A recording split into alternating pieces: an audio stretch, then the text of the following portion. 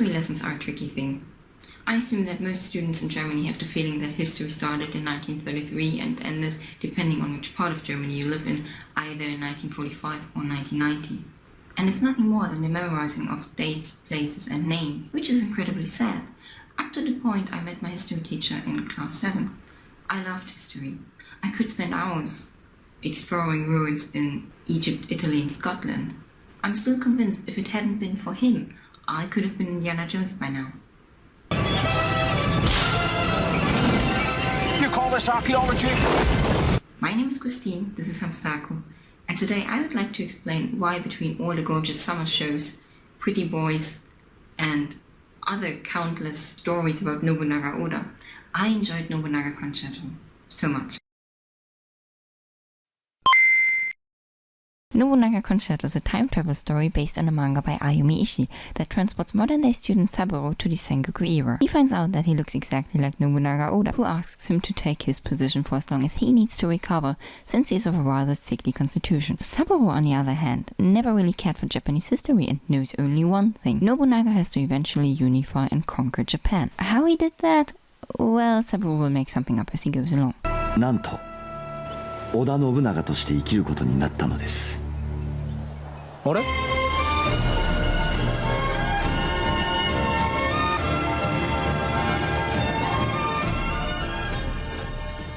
A lot of its humor comes from Saburo not being used to the proper ways of handling things in the 16th century on one side, and the reaction of everybody else to his behavior and the strange things he brought with him from modern-day Japan on the other. いやー、よかった見つかって。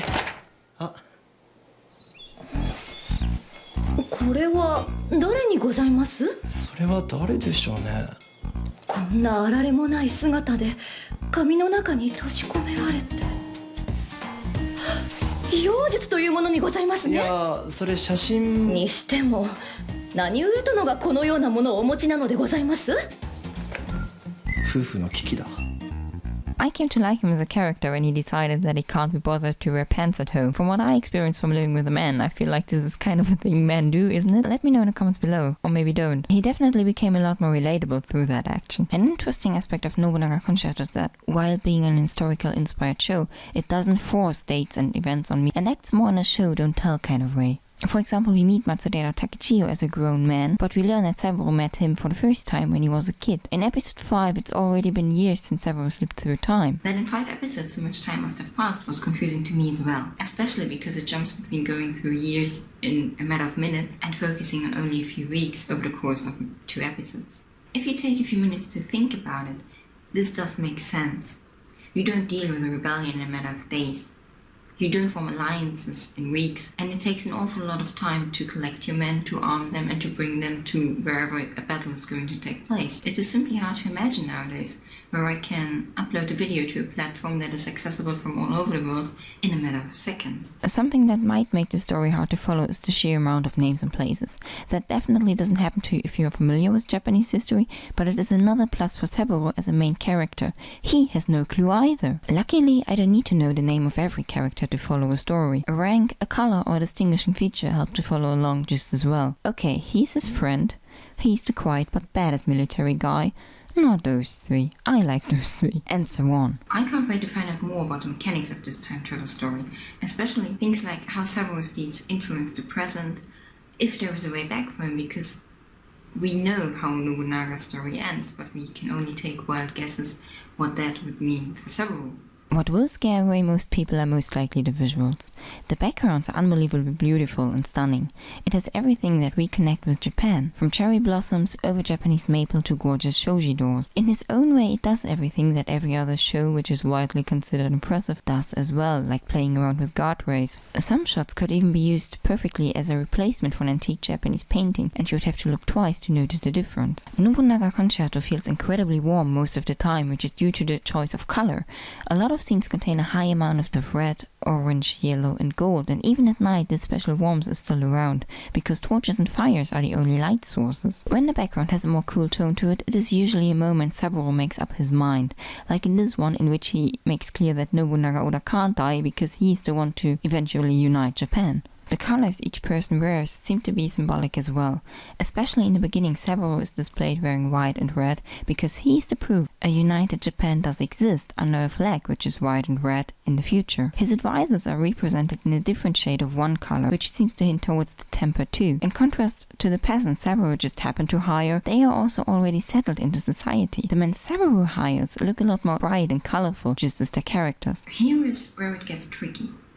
Or jolty. I needed some time to get used to Nobunaga Concerto's animation as well. And if it hadn't been for the story and Saburo's voice actor, I probably would have dropped it after episode 1. Simply because animation-wise, Nobunaga Concerto doesn't live up to the standards I'm expecting. And Mamoru Miyano could basically read out the yellow pages to me and I would still consider it the most exciting piece I've ever listened to. But wait a minute. What standards am I talking about?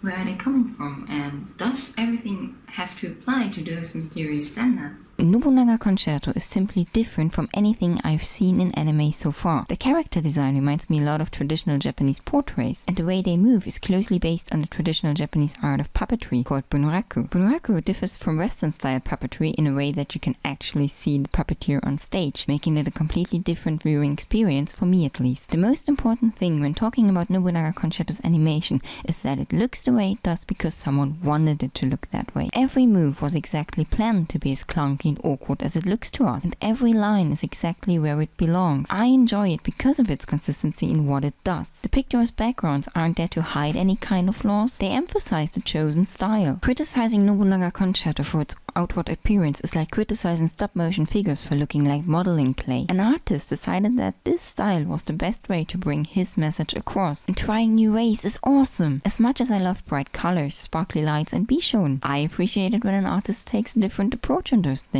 Nobunaga Concerto looked great in a unique way, and that is amazing. And if the way the figures move gets a laugh out of you, that isn't a bad thing at all. It's great. Just because I used huge words like art and artist, it is not some serious business. No, it is supposed to entertain you, so feel free to laugh or cry or do whatever you want whenever you want, as long as you are entertained. To come back to my introduction, history is not only about knowing that something happened, it is also about understanding why it happened and learning from that knowledge. That is why I enjoy things like Crash Course World History so much, or stories like Nobunaga Concerto. Playing around with facts can be another way of getting someone interested into something he has never even heard about and motivate him to learn more about it. Moreover, it has never been easier to get access to information that isn't considered common knowledge where I live or where you live. All that is left for me is to demand a Crash Course World History episode about Japan, watch the real-life adaptation of Nobunaga Concerto until we get a second season.